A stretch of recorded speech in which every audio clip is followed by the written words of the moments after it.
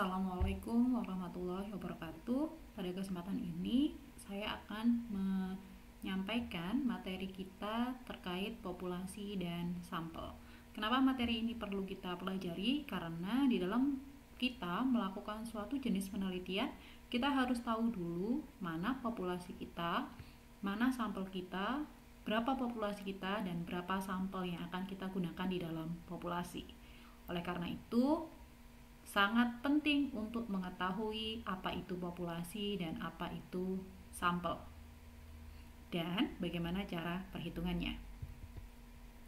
Secara umum dari buku yang saya ambil, populasi merupakan wilayah generalisasi yang terdiri atas objek, subjek yang mempunyai kuantitas dan karakteristik tertentu yang ditetapkan oleh peneliti untuk dipelajari, kemudian ditarik kesimpulannya. Jadi, populasi adalah seluruh objek atau subjek yang ingin kita teliti. Kemudian, di dalam proses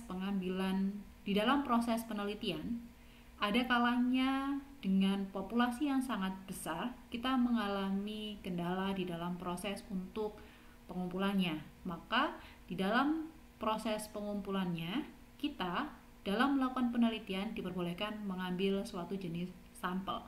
Apa itu sampel? Sampel itu adalah bagian dari jumlah dan karakter yang dimiliki oleh populasi tertentu. Dalam hal ini, sampel pasti mewakili dari populasi yang akan kita teliti. Bila populasi yang kita teliti besar, dan peneliti tidak mampu untuk mempelajari semua yang ada dalam populasi karena adanya keterbatasan dana, tenaga, dan waktu, maka peneliti dapat menggunakan sampel yang diambil dari populasi tersebut. Dari sini dapat kita simpulkan atau dapat kita pahami bahwa di dalam kita melakukan suatu jenis populasi atau suatu jenis penelitian, populasi yang sangat banyak memungkinkan kita untuk membutuhkan pengeluaran yang banyak juga. Oleh karena itu, untuk mempelajari populasi kita bisa melakukannya dengan memperkecil ruang lingkup atau memperkecil jumlah yang harus kita teliti dengan cara mengambil sampel. Mengambil sampel ini tidak hanya kita ambil langsung seperti itu, tetapi ada beberapa kriteria dan ada beberapa cara-cara yang bisa kita lakukan. Nah, di dalam proses pengambilan sampel, kita nanti akan mengenal yang dinamakan teknik sampling. Jadi, dalam kita menentukan siapa saja yang menjadi sampel kita, tidak semerta-merta kita langsung menentukan mereka sebagai sampel kita, tetapi kita harus sesuaikan dengan teknik sampling yang kita gunakan. Teknik sampling atau biasa disebut sebagai teknik yang kita gunakan untuk mengambil sampel. Jadi, pada saat kita mengambil sampel harus kita pastikan bahwa keterwakilan dari populasi itu dapat terwakili dari sampel yang kita ambil. Secara umum, kita akan membahas tentang ruang lingkup dari teknik sampling. Dari teknik sampling ini, kita akan mendapatkan dua jenis teknik sampling. Yang pertama adalah disebut sebagai probabilitas sampling. Kemudian yang kedua kita akan sebut sebagai non-probabilitas sampling. Apa itu probabilitas dan non-probabilitas sampling? Jadi, probabilitas sampling ini adalah salah satu jenis teknik sampling atau teknik pengambilan sampel yang digunakan untuk memberikan kesempatan yang sama bagi semua unsur populasi untuk dipilih menjadi sampel. Jadi kalau di probability kita tidak memberikan kriteria tertentu, yang penting dia masuk di dalam populasi, maka kita bisa pilih dia sebagai anggota sampel. Kalau probability itu memberikan kesempatan yang sama, berarti non-probability itu adalah teknik pengambilan sampel kebalikannya, yang tidak memberikan kesempatan yang sama bagi setiap unsur atau anggota populasi untuk dipilih menjadi sampel.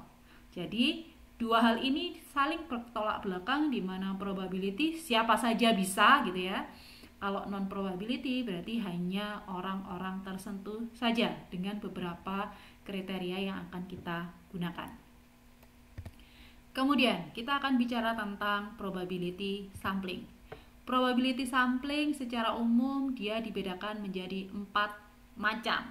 Ada simple random sampling, proportionate stratified random sampling, kemudian disproportionate stratified random sampling, dan terakhir area sampling atau cluster sampling. Masing-masing dari sampling ini dia memiliki ciri khas yang berbeda-beda. Kita mulai dari yang pertama, simple random sampling.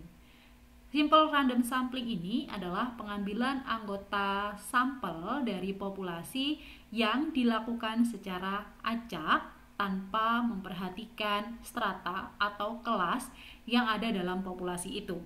Misalkan diambil, kita misalkan gambar yang di sebelah sini, di sini ada 15 orang yang merupakan anggota dari populasi. Nah, dari 15 orang ini kita akan mengambil 5 orang sebagai sampel. Maka dari itu, dengan menggunakan simple random sampling, teman-teman bisa mengambil siapa saja yang kita ambil di dalam proses teknik simple random sampling ini. Jadi kita anggaplah membuat kalau kita katakan arisan gitu ya. Kita tulis dulu nomor 1 sampai dengan nomor 5, kita undi arisannya sampai 5 orang terpilih. Kemudian terpilihlah, misalkan di sini ada orang pertama, saya kasih pen lightnya. Misalkan diundi keluar orang pertama, berarti orang pertama yang akan saya jadikan sebagai sampel. Kemudian ada orang keempat, ada orang ke-8, kemudian ada orang ke-9, dan ada orang ke-11. Jadi simple random sampling ini di dalam proses pengambilannya itu kita ngundi. Jadi ada 15, kita undi dulu, kita tentukan, anggaplah kita kasih nomornya dulu, kemudian siapa yang keluar berarti itu yang dijadikan sebagai sampel. Itu yang disebut sebagai acak. Jadi siapa saja bisa dijadikan sebagai sampelnya. Nah, di dalam proses simple random sampling ini ada kelemahan adalah ketika kita sudah mengacak ternyata orang pertama tidak bisa kita temui gitu ya, atau orang pertama ini agak jauh, jadi kan kita harus mengganti dengan orang yang lain. Di simple random sampling kesulitannya seperti itu. Nah, kemudian setelah simple random sampling ada yang kedua, yaitu proportionate stratified random sampling. Nah, kalau random sampling itu tidak ada strata atau tidak ada pengelompokan dari sampel kita, kalau yang stratified random sampling itu ada pengelompokannya. Sebagai contoh, saya punya 15 orang yang masuk di dalam populasi yang akan saya teliti. Di dalam 15 orang ini ternyata 6 orang ini masuk kelompok pertama dan 9 orang masuk kelompok kedua. Paling gampang mungkin kita anggaplah sebagai pendidikannya saja. Ini pendidikan SMA anggaplah. Kemudian yang kelompok kedua adalah pendidikannya adalah S1. Nah, di dalam proses pengambilan data, di dalam kita mengambil data untuk bentuk populasi yang seperti ini, maka kita harus proporsionalkan terlebih dahulu. Kalau 15, kita butuh 5 orang sebagai sampel, maka harus kita lihat mana yang banyak.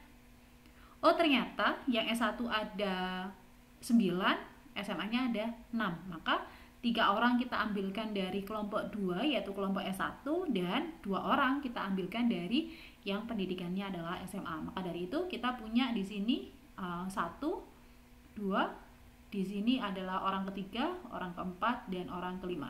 Jadi tidak boleh ketika kita nanti mengambil 5 orang sebagai sampel, kita 5-5-nya kita ambil dari SMA, nanti yang S1 tidak terwakili. Atau kelima-limanya kita ambil dari S1, maka SMA tidak terwakili, atau sebaliknya. Jadi intinya, di dalam kita melakukan proportionate stratified random sampling, kita harus memastikan bahwa semua yang ada di dalam populasi itu dapat terwakili.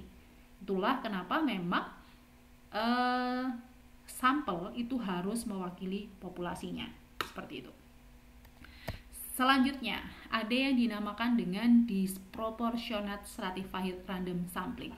Kalau yang namanya proportionate, jadi antara kelompok 1, kelompok 2 itu proporsi. Proporsinya tidak terlalu jauh gitu ya. Jadi jumlahnya tidak terlalu tinggi.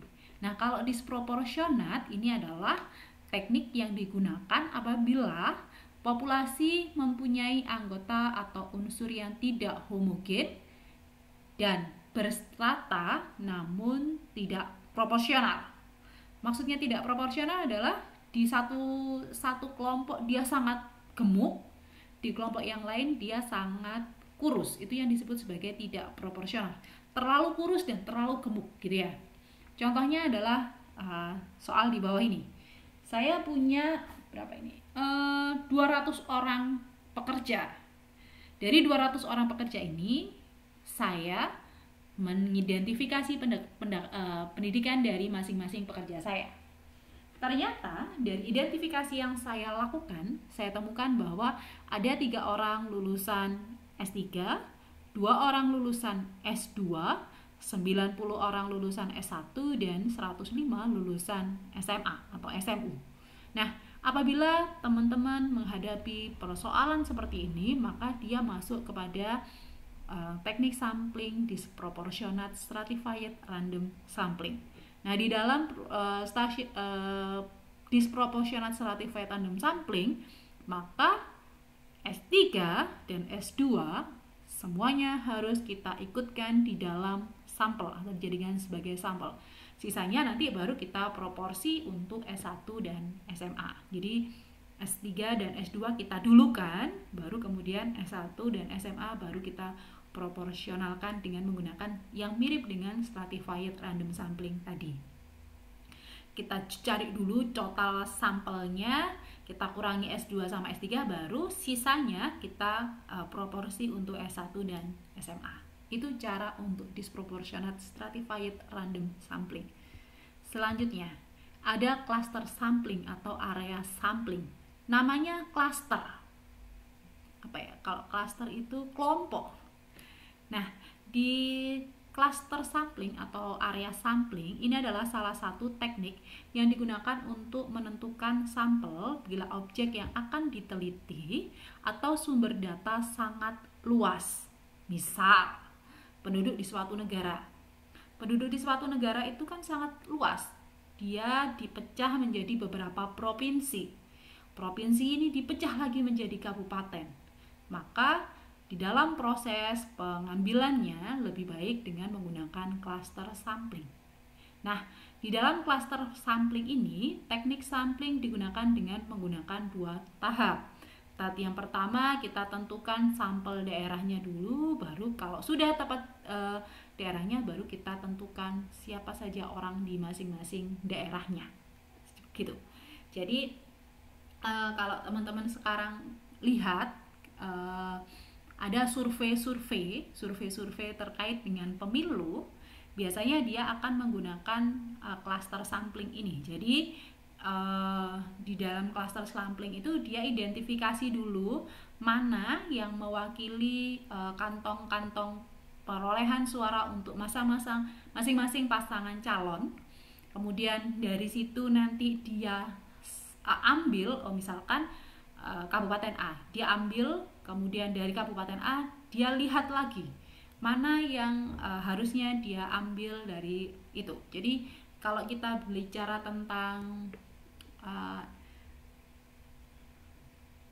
pemilihan umum, kita bicara survei gitu ya, biasanya memang dia lebih banyak menggunakan teknik sampling yang cluster. Jadi dan penentuan cluster ini dia akan sangat menentukan hasil dari survei itu. Jadi kalau kita salah menentukan lokasi, hasil surveinya juga akan salah gitu ya. Jadi Itulah kenapa terkadang di dalam suatu bentuk survei, antara satu survei dengan survei yang lain, dia tidak benar-benar menghasilkan jawaban yang sama atau satu. Karena itu dipengaruhi oleh siapa yang dijadikan sebagai objeknya dan berapa banyak objek yang dia tentukan. Makanya ada survei satu lembaga dengan lembaga yang lain itu tidak sama adalah karena sampel yang ditentukan atau sampel yang diambil adalah berbeda. Maka dari itu, silakan bijak melihat hasil survei. Jadi antar satu lokasi atau antar satu survei dengan survei yang lain, apabila terdapat perbedaan, itu adalah suatu hal yang wajar, karena bisa jadi sampel yang diambil, penentuan sampelnya dia berbeda. Hal ini juga akan sama dengan apa yang akan teman-teman lakukan. Dengan menggunakan judul yang sama, dengan objek yang sama, sampel yang berbeda, penelitian itu juga mungkin bisa menghasilkan hasil yang berbeda.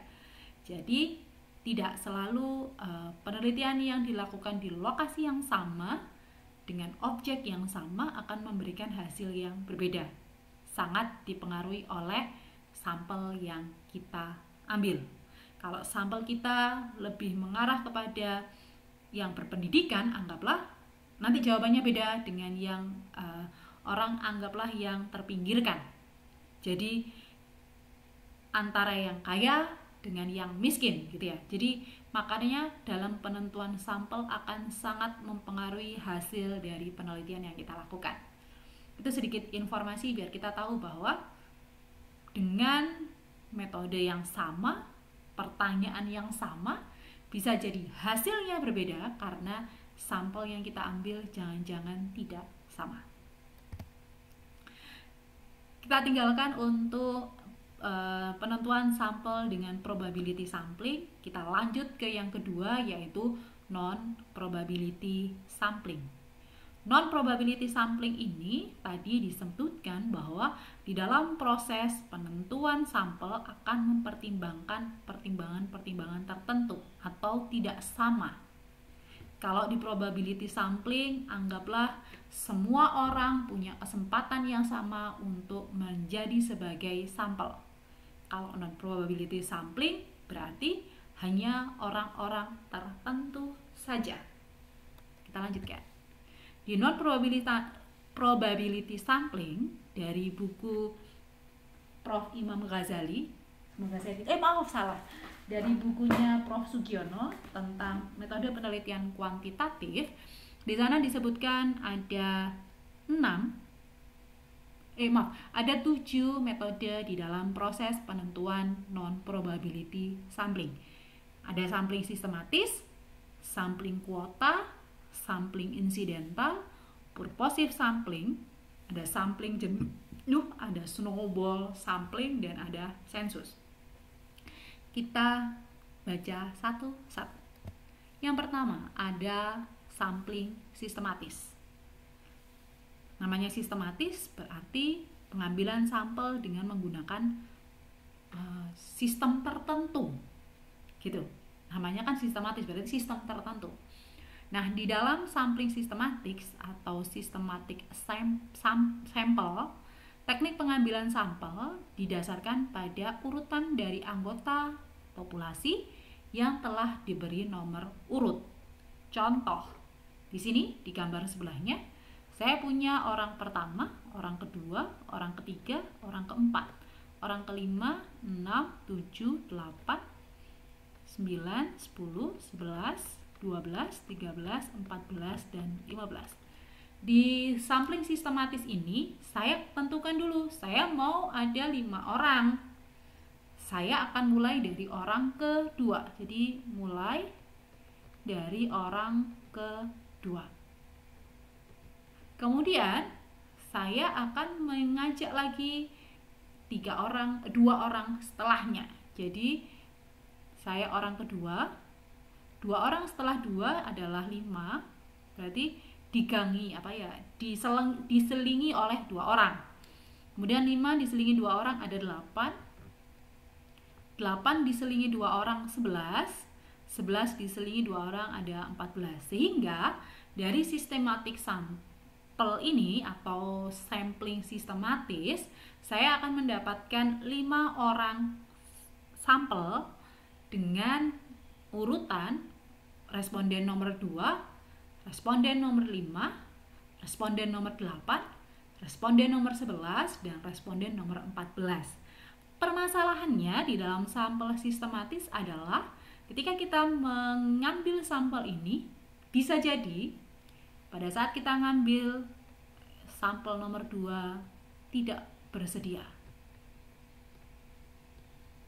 Maka tidak lagi menjadi sistematis karena nomor 2 sudah tidak bersedia.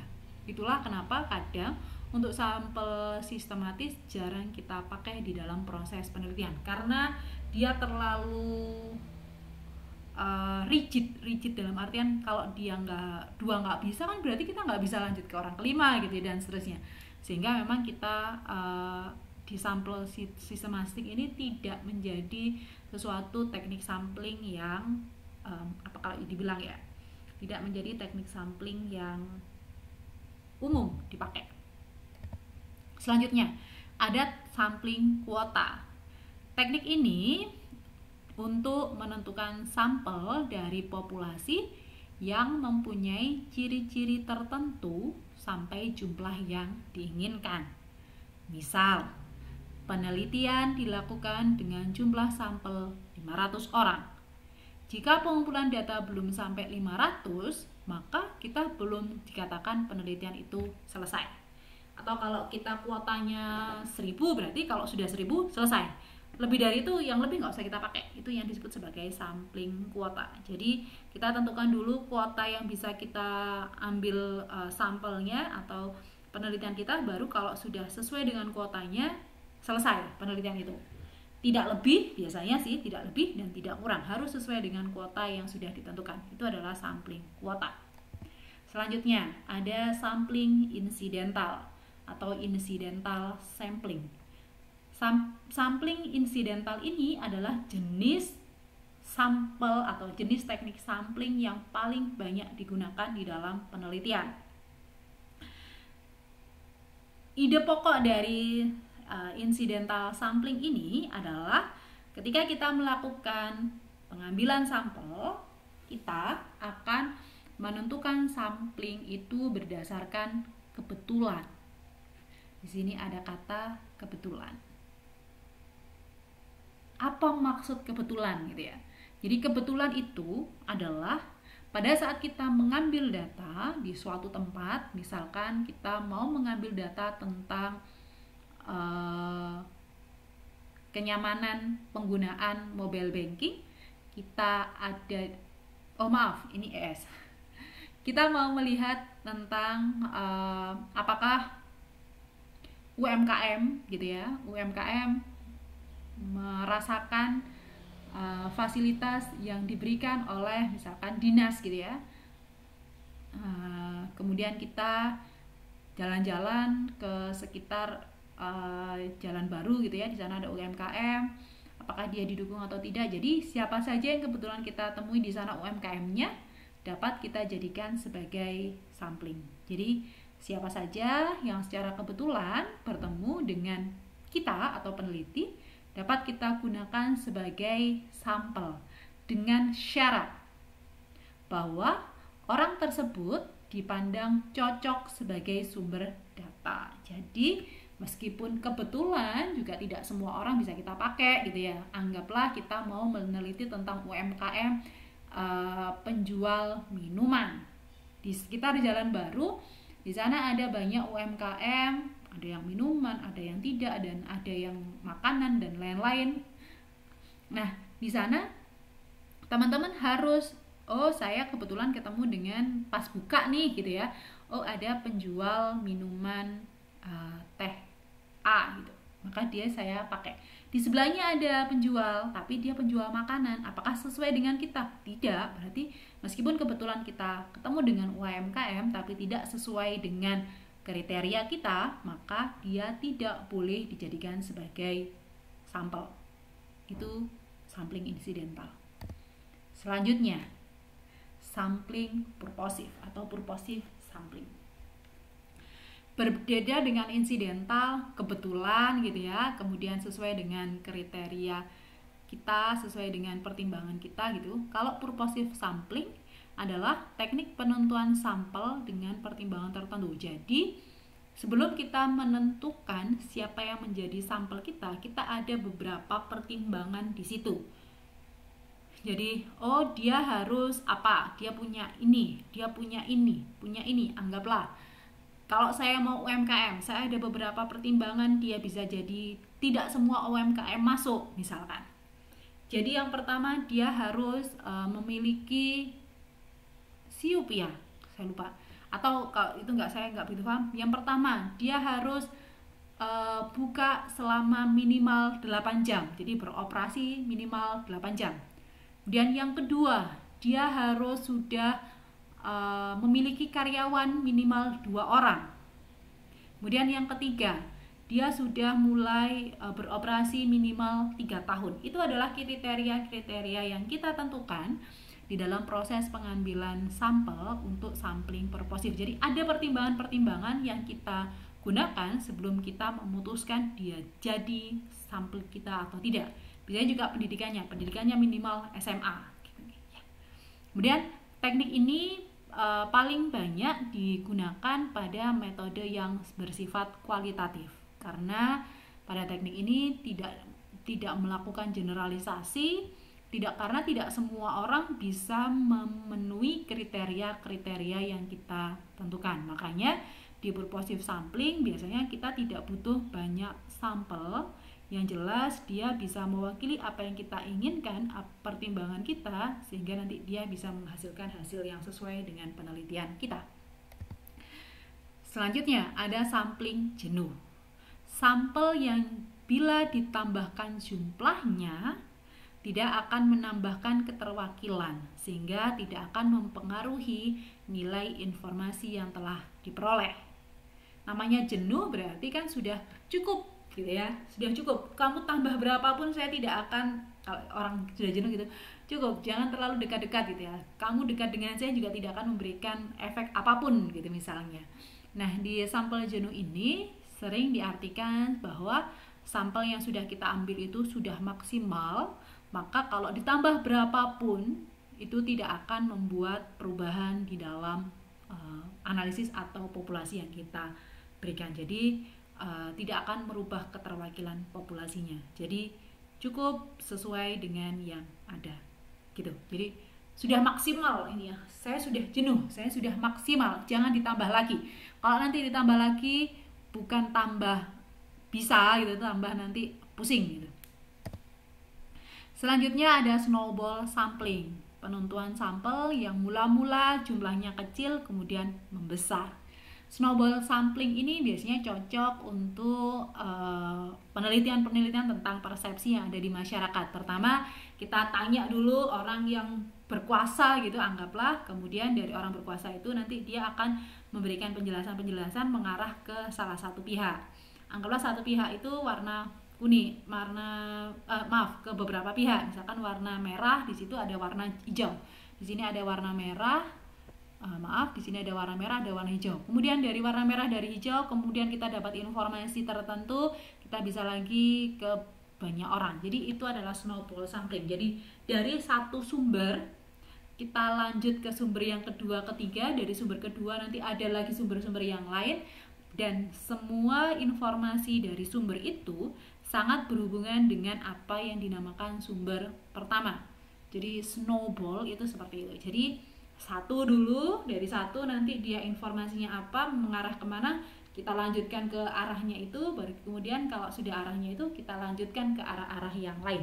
Makanya kalau kita bilang snowball itu bentuknya seperti ini. Jadi bentuknya seperti ini karena adalah snowball sampling.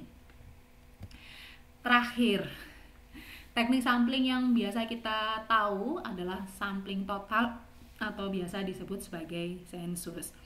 Biasanya teknik pengambilan sampel ini adalah kita menggunakan semua anggota populasi di dalam pengambilan sampel. Mungkin kalau teman-teman tahu sensus penduduk, itu kan semua orang yang menjadi penduduk Indonesia dia dijadikan sebagai sampel, itu yang namanya sensus. Jadi semua yang ada di dalam populasi dijadikan sebagai sampel, itu adalah sensus. Nah, di dalam penelitian biasanya teknik ini digunakan apabila jumlah populasi yang kita miliki kurang dari 100. Jadi kalau kurang dari 100, biasanya ide yang kita pakai, dia akan menggunakan sensus atau sampling total. Seperti itu. Itu adalah pembagian dari macam-macam teknik sampling. Ada proporsional dan ada probability dan ada yang non probability. Nah, sekarang bagaimana cara kita untuk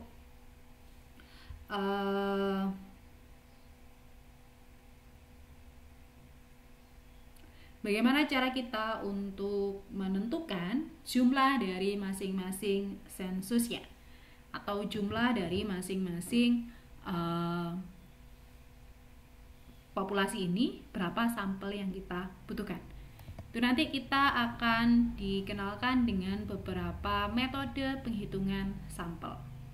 Sebelum itu, kita harus berkenalan dulu dengan yang dinamakan populasi. Secara umum, populasi akan kita bedakan menjadi dua macam sebelum nanti kita menentukan sampelnya. Ada dua macam populasi. Yang pertama, populasi tidak diketahui, dan yang kedua adalah populasi yang diketahui. Nama dari populasi tidak diketahui itu berarti orangnya tahu siapanya, tapi jumlahnya tidak jelas. Contohnya, jumlah populasi dalam penelitian ini tidak diketahui secara pasti. Misalkan jumlah konsumen di suatu swalayan, jumlah pengguna produk A, dan lain-lain. Apabila kita tidak punya catatan secara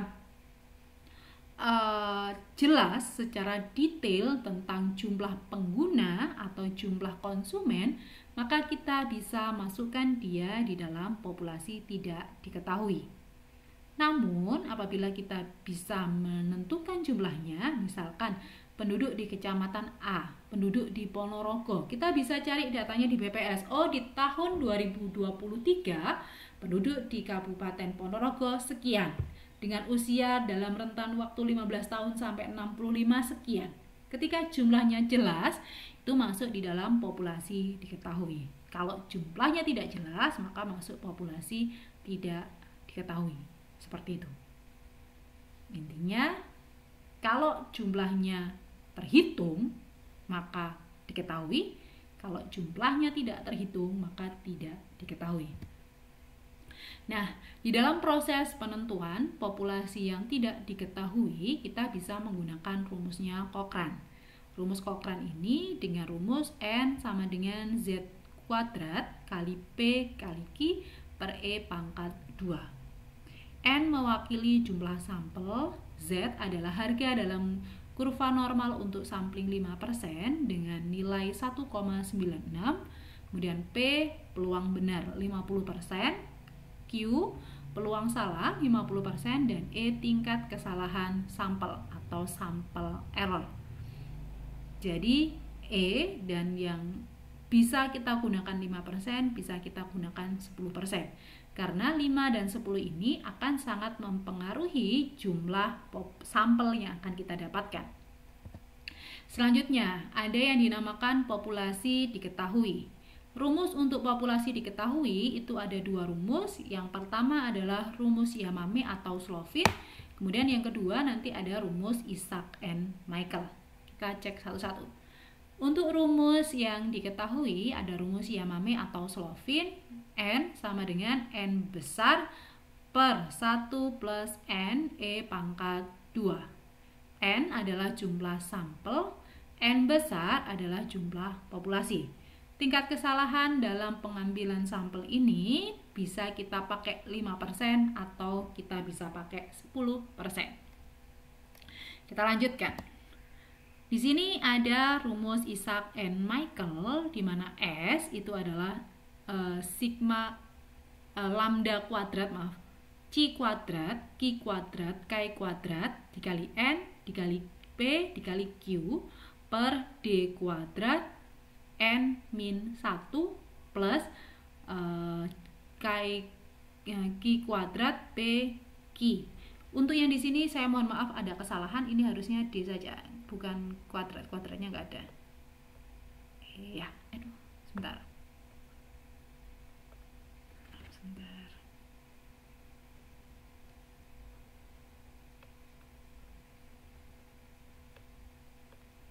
Jadi ini adalah D, jadi bukan D kuadrat ya, itu D. Nah, di proses rumus Isaac and Michael, dia sebenarnya sudah ada tabelnya. Nanti teman-teman kerjakan yang itu, nanti disesuaikan. Kira-kira jawaban saya benar atau salah, sesuaikan dengan tabel yang ada di sebelahnya. Jadi nanti kita hitung, dan nanti teman-teman tentukan kira-kira sudah salah atau benar teman-teman mengerjakannya. Lanjut, kita akan buat contohnya bagaimana cara mengerjakan atau menghitung populasi dari masing-masing sampelnya. Yang pertama, suatu penelitian dilakukan untuk mengetahui tingkat loyalitas konsumen pada produk skincare A. Jumlah populasi produk ini tidak diketahui secara pasti jumlahnya karena orang yang menggunakan skincare A tidak ada perhitungan secara pasti, dan skincare A pun tidak tahu dengan pasti jumlahnya. Hitunglah jumlah sampel yang diperlukan jika sampling error yang digunakan adalah 5%. Kita coba. Maka kalau kita tidak diketahui, kita menggunakannya adalah punyanya Cochrane. Dengan N-nya adalah jumlah sampel, Z-nya adalah harga pada kurva normal untuk sampling 5% dengan nilai 1,96, P-nya adalah 0,5 dan Q-nya adalah 0,5. Dengan E-nya kita makainya di sini adalah 5% sesuai dengan soal.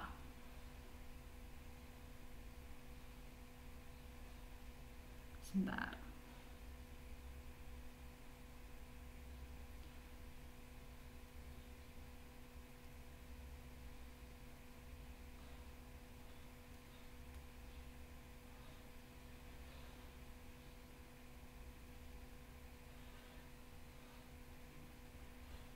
Sudah. Bagaimana kita menghitungnya? Baik, kita hitung sama-sama. Di situ ada rumusnya. Z pangkat 2 kita kali P, kita kali Q, kita bagi E pangkat 2. Baik, kita bagi.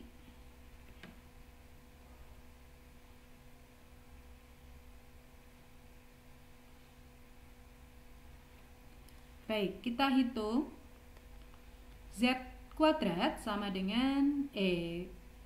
Berarti kita tulis 1,96 pangkat 2 kita kalikan dengan 0,5, kita kalikan 0,5, kita bagi E pangkat 2. E nya di situ adalah 5%, berarti 0,05 pangkat 2. Kita hitung dengan menggunakan kalkulator. Baik, kita hitung dulu yang bagian atas. Di bagian atas ada 1,96 kali 1,96, kita kali 0,5 kali 0,5. Maka dia mendapatkan nilainya adalah 0,9604. Kemudian kita bagi dengan 0,05 pangkat 2. Itu adalah 0,0025. Maka hasilnya adalah 0,9604 kita bagi dengan 0,0025. Hasilnya adalah 384,16. Nah, di dalam perhitungan itu kita dapatkan 384,16. Biasanya pertanyaan yang muncul itu kita bulatkan ke atas atau kita bulatkan ke bawah. Saya coba lihat dulu di buku. Biasanya sih kalau saya bulatkan ke atas karena memang jumlah orang itu tidak mungkin dibulatkan ke bawah gitu kan. Sehingga meskipun di situ 384,16, kalau aturan pembulatan biasanya kalau di belakangnya itu masih belum sampai 5, kita bulatkan ke bawah. Tapi kalau di sini kita berhubungan dengan orang, 384,16 kan 0,16-nya sudah bagian dari orang itu. Makanya kalau di bukunya Bapak Sugiono di halaman 143, nanti kalau teman-teman lihat, dia dibulatkan ke atas 385. Jadi Untuk sampel tidak diketahui, populasi tidak diketahui, jika jika E-nya atau error pengambilan sampelnya adalah 5%, maka teman-teman akan mendapatkan sampel sebesar 385. Dasar pengambilan kesimpulan ini atau dia dibulatkan ke atas,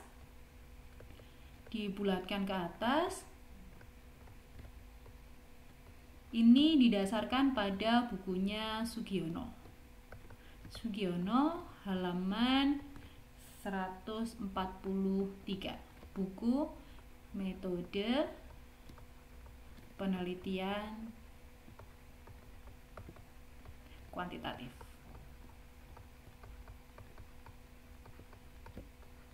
Itu untuk jumlah sampelnya.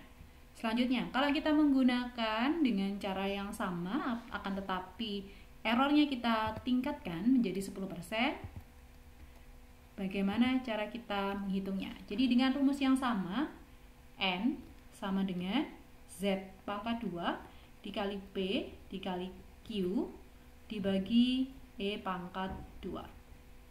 Z-nya adalah 1,96 pangkat 2, kita kalikan dengan 0,5, kita kalikan dengan 0,5, kita bagi dengan 0,1 pangkat 2. Tadi 1,96 pangkat 2 kalikan 0,5, kita mendapatkan angkanya adalah 0,906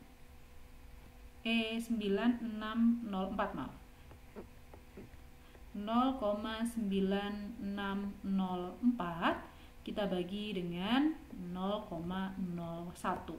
Hasilnya adalah 96,04 dan kita bulatkan menjadi 97.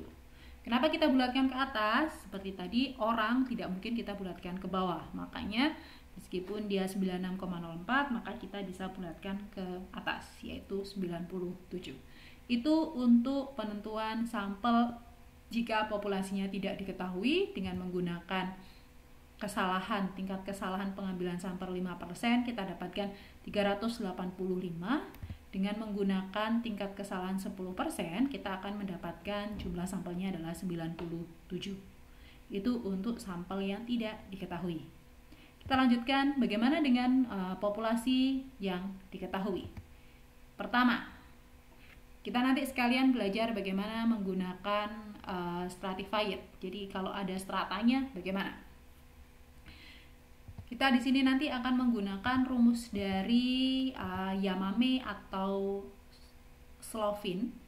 Dengan rumusnya adalah N kecil sama dengan N besar dibagi 1 plus N E pangkat 2. N di sini adalah jumlah populasinya. Populasinya adalah 200. 200 kita bagi dengan 1 plus 200, kita kalikan dengan 0,05 pangkat 2. Kita hitung 200 per 1 plus 200 kali 0,05 pangkat 2. 0,05 kali 0,05 kali 200. Itu adalah 0,5. Sehingga di sini 200 kita bagi 1,5. 200 dibagi 1,5. Ketemunya 133,33, kita bulatkan menjadi 134. Jadi kalau tanpa strata, tanpa memperhatikan jenis pendidikannya, kita akan mendapatkan jumlah populasinya atau jumlah sampelnya adalah 134 dari 200 responden.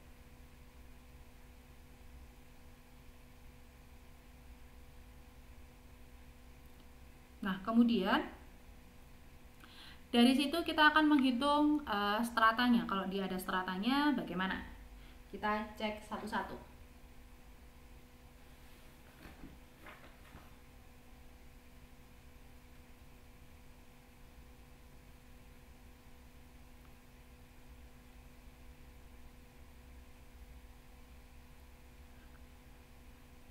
Kita hitung sebentar.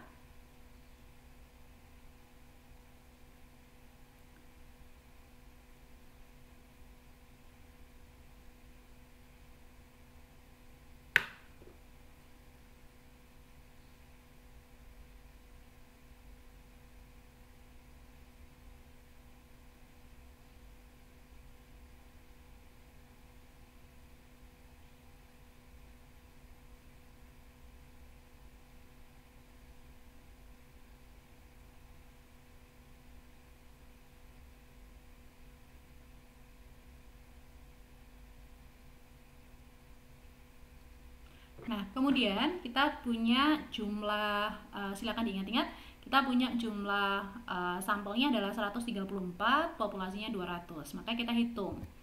Di sini kita tulis N kecil sama dengan 134. Ini diketahui lah, diketahui. Kemudian N besar kita punya 200. Dari 200 ini kita punya N untuk SMA. N untuk SMA kita cek. Di situ SMA 40. Kemudian N untuk S1. Ya, S1 atau D3 dulu, enggak apa-apa lah. S1 dulu. S1-nya 100. Kemudian N untuk D3-nya adalah 60. Nah, kita akan menghitung dari 134 itu terbagi untuk masing-masingnya berapa. Jadi, kalau kita punya stratanya, kita tidak boleh 134 langsung kita bagi 3, tidak boleh, tapi harus kita proporsionalkan. Rumusnya adalah, jadi kita untuk yang SMA dulu, rumusnya adalah N SMA, jadi sampel untuk SMA, N SMA, terlalu sensitif, N SMA itu sama dengan N kecil per N besar kita kalikan dengan N-nya SMA. Berarti di situ ada N kecilnya 134, kita bagi dengan 200, kita kalikan dengan 40. Ketemunya berapa? Kita coba hitung. 134 kita kalikan 40. 134 kali 40 kita bagi dengan 200. Ketemunya 26,8. 26,8, maka kita bulatkan ke atas 27. Jadi khusus untuk yang di sini kita pembulatannya kalau lebih dari 5 ke atas, kalau kurang dari 5 ke bawah. Jadi kalau lebih dari 0,5 bulatkan ke atas. Kalau kurang dari 0,5 bulatkan ke bawah. Tapi kalau nanti agak selisih satu angka nanti bisa kita kurangi sendiri. Jadi tidak terlalu harus ekstrim mainstream seperti itu. Kemudian yang kedua kita S1 sama rumusnya. Jadi N S1 sama dengan N per N besar kita kalikan dengan N S1 sama dengan 134 dibagi 200 kita kalikan dengan 100. Ini kan 2 berarti 77 ya. 67 maaf. 67. Kemudian yang terakhir ada D3, kemudian N D3 sama dengan N per N besar kita kali dengan N D3 sama dengan 134 kita bagi 200 kita kali 60. Ketemunya adalah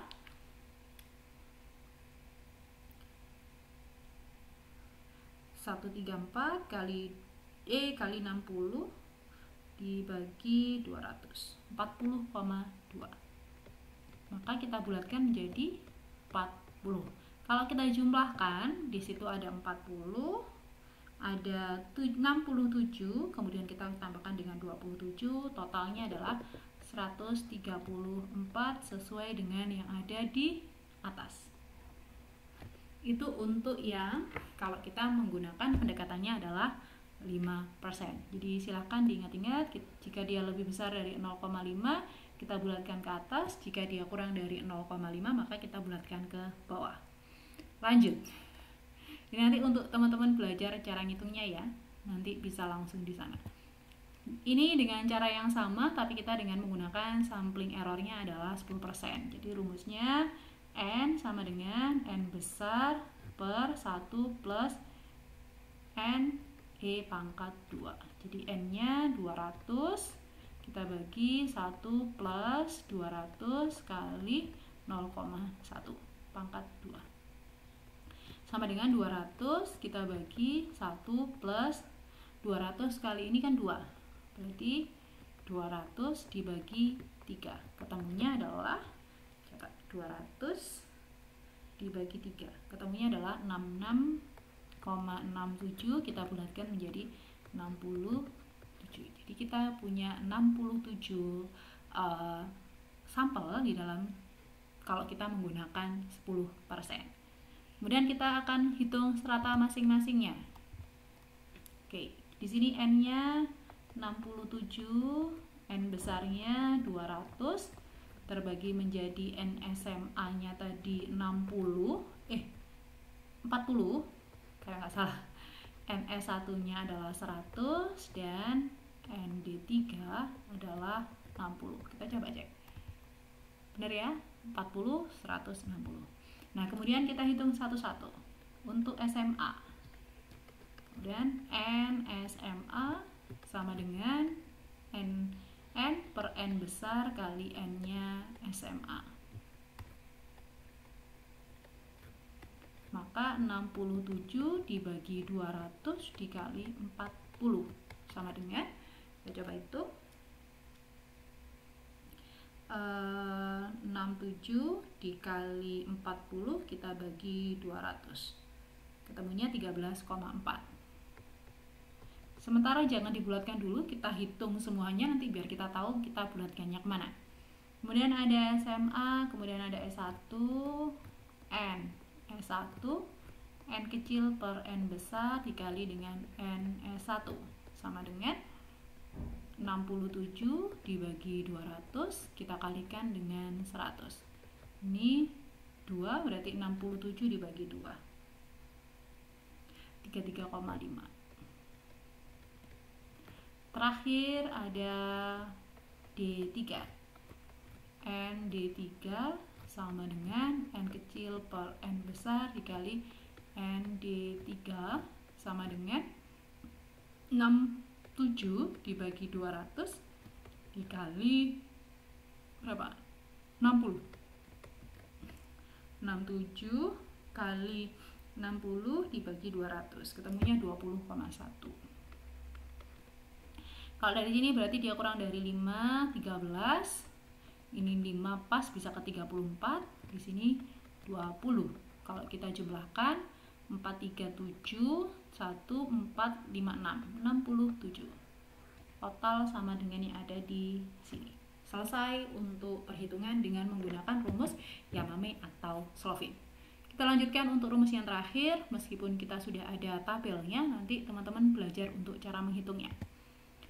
Jadi kalau rumus Isaac dan Michael sebenarnya kita sudah ada tabelnya dan teman-teman bisa menggunakan tabel ini secara langsung.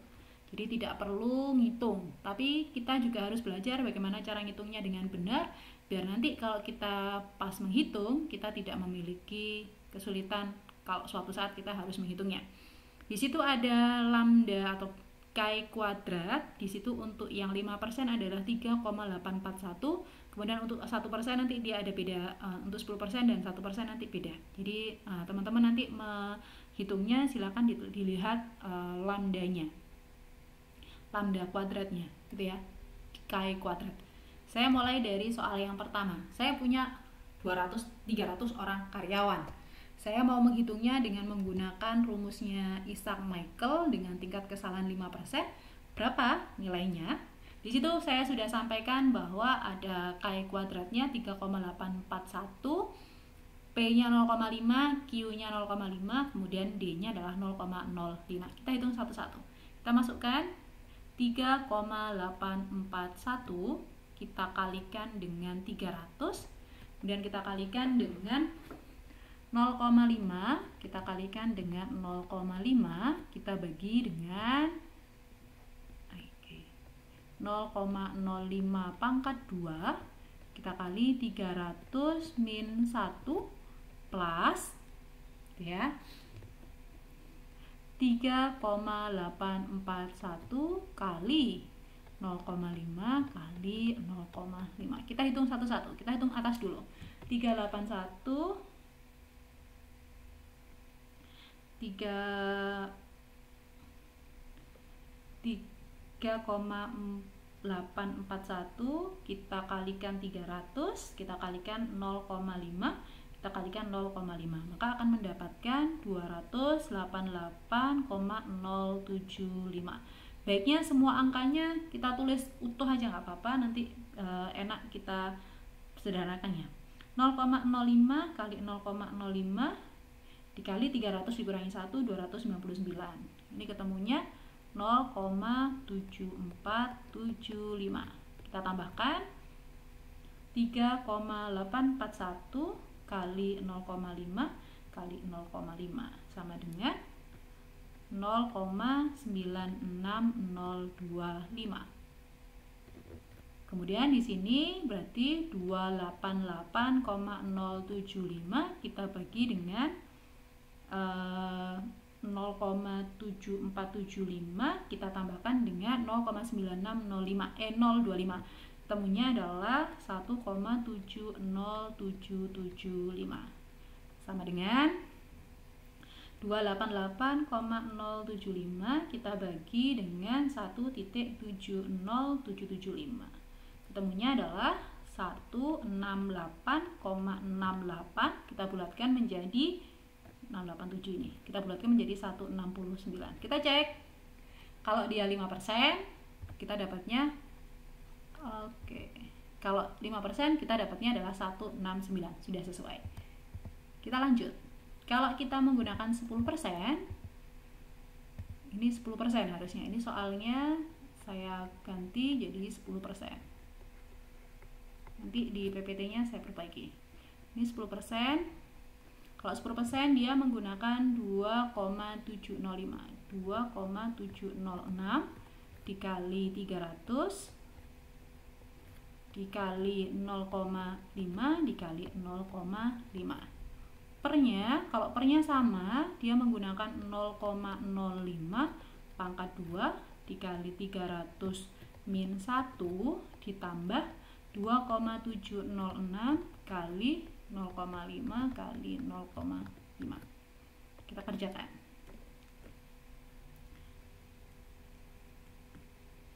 Kita coba 2,706 kita kali 300 kita kali 0,5 kali 0,5.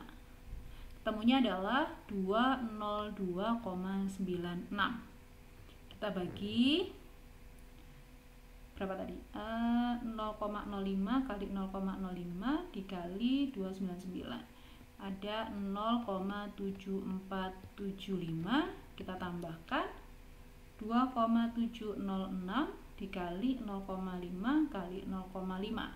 Ketemunya itu 0,6765 sama dengan 202,96 per 0,7475 ditambah 0,7475 ditambah 0,6765 1,424. Kita hitung dapatnya berapa?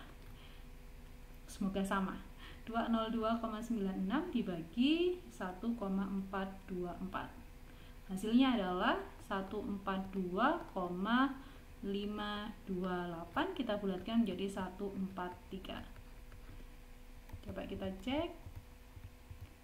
169, 143. Jadi nanti ketika teman-teman dapat soal yang Isaac Michael, teman-teman lihat juga tabelnya itu biar nanti teman-teman tidak salah pas perhitungannya. Itu ya. Baik, sekian dari saya. Terima kasih. Wassalamualaikum warahmatullahi wabarakatuh.